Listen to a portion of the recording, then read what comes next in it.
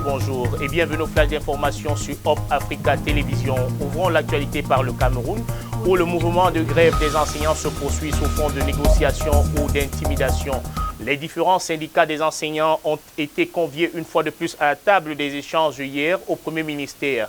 En attendant voir une issue favorable à cette situation, les cours semblent toujours être en arrêt dans certains établissements. Toujours au Cameroun, les chrétiens catholiques entrent dans la mouvance du temps de carême en ce mercredi consacré à l'imposition des cendres. Un moment qui leur rappelle leur origine, mais également les invite à une introspection, pour ne pas dire à un temps de pénitence. En page étrangère en Libye, les deux chefs du gouvernement rivaux se sont retrouvés hier après l'approbation par le Parlement d'un nouvel exécutif qui va être dirigé par l'ex-ministre de l'Intérieur Fatih Bachaga jusqu'à la tenue des élections.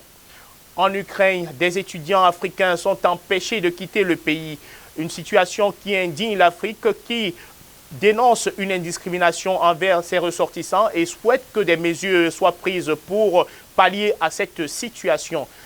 Allons du côté du Rwanda, où l'État rwandais et le Pérou rentrent dans une dynamique d'une demande réciproque d'inscrire leurs différents pays dans une approche de gestion commune de la pollution sur la base du cycle de vie complet.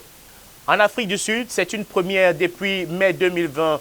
Le pays le plus touché par la pandémie à coronavirus voit pratiquement les chiffres des cas de contamination diminuer de manière considérable. Mesdames et messieurs, c'est ici que prend fin ce flash d'information. Retrouvez le développement de l'actualité dans le 19h30. Merci de rester en compagnie des programmes de Hop Africa Télévision.